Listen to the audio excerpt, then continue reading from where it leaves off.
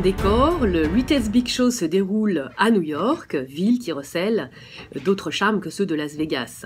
Ce salon est organisé par la National Retail Federation au Javits Convention Center, qui se situe en plein cœur de Big Apple, sur une surface de 78 000 m², c'est-à-dire quand même 3 fois moins que le CES, et en un seul lieu et un seul bâtiment, contre 22 bâtiments regroupés en 3 lieux au CES. L'organisation, donc, vous voyez, est beaucoup plus confidentielle, avec 600 exposants contre 3500 au CES et 150 speakers contre 1200 à Las Vegas.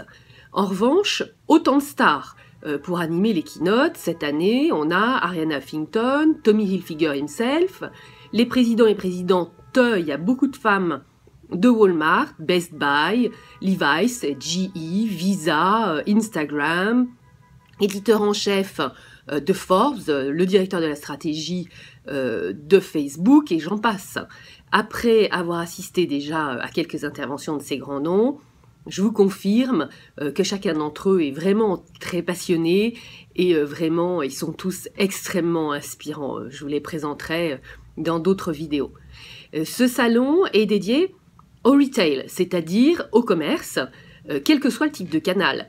La distribution physique, avec des magasins, pour des acteurs dits brick and mortar, qui signifie briques et ciment, c'est-à-dire vraiment dans le dur, via les canaux aussi online, avec une variété de possibilités. Les sites e-commerce, certes, des marques, mais aussi bien sûr les places de marché, dites marketplace comme Amazon, et puis les médias sociaux qui commencent vraiment à prendre leur part du gâteau. Quels sont les sujets traités dans ce Retail Big Show ? Le grand sujet est l'expérience consommateur omnicanal, c'est-à-dire dans tous les canaux de distribution en même temps. Tous ont vraiment cette expression à la bouche, « provide great customer experience in all the channels at the same time ». C'est le but ultime pour transformer les 85% d'individus qui entrent dans un magasin et finalement en ressortent sans avoir rien acheté, mais pour transformer aussi les paniers remplis online et qui finalement ne sont pas achetés non plus. Le mobile, là-dedans, est devenu le point de départ de toute réflexion parce que le consommateur y passe désormais plus de temps que sur son ordinateur. Second sujet abordé, la stratégie de marque. Le ton est donné dès la première conférence donnée par le CEO de Levi's qui commence par présenter la vision, la mission, les valeurs de son entreprise et explique que toutes les actions sont développées pour les servir. Le premier facteur clé de succès, vraiment répété à l'envi par tous les intervenants, est d'être fort sur l'ADN de la marque et par conséquent, avoir une connaissance pointue de son cœur de cible est indispensable. Autre sujet majeur, bien sûr les technologies, au service d'une supply chain fluide, rapide, pour une expérience consommateur toujours enchantée avec la marque. C'est un gros sujet pour les entreprises, mais qui doit rester caché pour le consommateur. Enfin, un sujet transversal, le management humain est largement traité. Doug McMillon de Walmart démarre sa conférence par une annonce de la hausse de tous les salaires des employés de son entreprise et fait de la gestion des équipes le sujet central de son intervention. Beth Comstock, ancienne vice-présidente de GE, explique, elle, qu'un tiers des salariés sont pro-digital, un tiers l'acceptent, et puis un tiers sont vraiment réticents à son intégration. Chacun de ces groupes doit être accompagné pour traverser cette révolution digitale. Alors, au-delà des stars qui s'expriment dans les keynotes, quelles sont les entreprises qui sont présentes dans les halls d'exposition ? Vous voyez dans ce schéma, la stratégie des entreprises et des marques est traitée par des cabinets d'études et de conseils en stratégie, comme PwC, qui est d'ailleurs sponsor de ce salon, ou des acteurs qui sont plus petits et plus spécialisés dans le retail. Idem pour l'accompagnement humain qui comprend en particulier des spécialistes de la formation des vendeurs, parce que c'est un sujet central dans la transformation digitale du retail. Le plus grand nombre des exposants présentent des outils technologiques pour gérer de la supply chain jusqu'à cette fameuse expérience conso, online et en magasin. Comme au CES, il y a des petits acteurs qui sont spécialistes d'une étape du processus, et puis il y a quelques gros, comme SAP, Salesforce, IBM, qui ont intégré l'ensemble des étapes de la chaîne de valeur dans leur plateforme de gestion. Écoutez Thomas Liot, chargé de mission dans l'entreprise Célio, qui est un fabricant français de meubles, parler de ce qu'il a vu ici. Je suis venu au NRF Big Retail Show pour comprendre un petit peu la distribution de demain. On a tendance à dire que les Américains ont 5 ans d'avance au niveau des idéologies de la distribution. Donc, la plus grande ligne que je veux en retenir, c'est qu'aujourd'hui, dans la distribution, ils basent tout sur le omnicanal. Donc plus seulement avec un point de vente physique, mais aussi avec Internet et sur un multiple environnement au niveau mobile, tablette, site Internet, application. Donc ça doit passer en même temps par tous ces canaux. Ça va être le point que je retiens le plus aujourd'hui. C'est un salon qui m'a aussi impressionné au niveau de la qualité de ses conférences, avec des interlocuteurs comme le président de Macy's qui font des apparitions extrêmement convaincantes, très professionnelles et impressionnantes. Chez L'Oréal, donc je m'occupe essentiellement du change management dans le cadre du déploiement du nouveau programme e-commerce. Depuis 3 ans, donc on essaye d'embarquer vraiment toutes les équipes et d'accompagner également la transformation digitale, qui est un vrai enjeu. Je viens chercher, contrairement aux différents événements auxquels j'ai assisté qui étaient très orientés technologie, alors un peu comme tout le monde, je viens sonder les prochaines tendances sur le retail, bien sûr, mais aussi je viens assister aux conférences où les entreprises partagent un peu plus leurs expériences sur la façon de consolider les relations entre les équipes IT et les équipes business. Quelles sont les nouveautés cette année au Retail's Big Show par rapport aux années précédentes? Écoutez les habitués en parler. So my name is Renato Miller. I'm a journalist from Brazil. This is my 5th time here. From last year to this year, the biggest change I've been seeing so far is in digital transformation.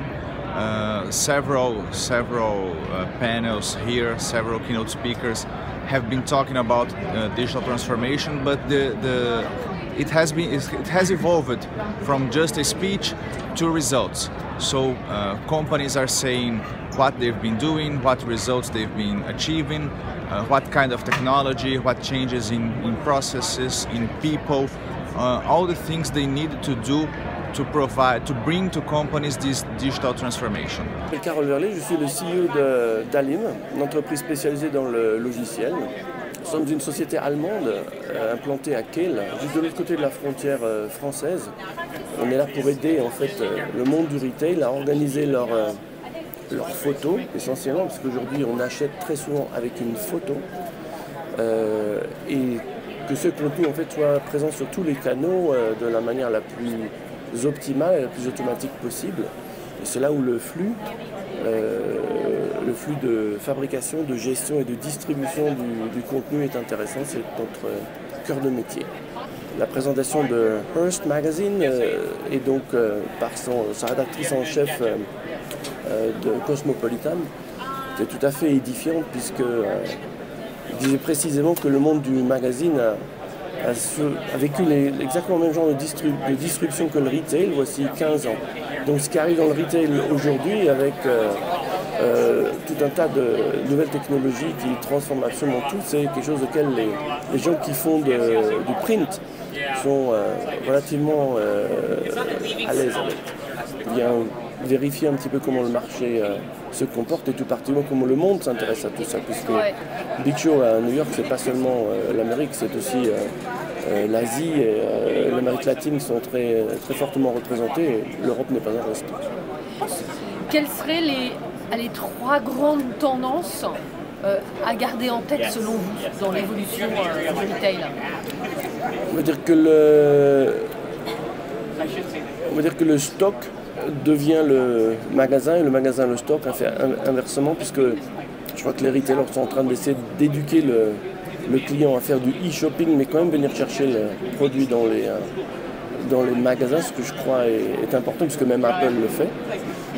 La deuxième chose, c'est qu'il y a une guerre ouverte entre Amazon, Apple et tous ces grands acteurs pour la maîtrise des moyens de distribution et de paiement. et qu'on n'est pas encore au bout de nos surprises pour tout ça. Je suis Raphaël Catan, associé de Talentco.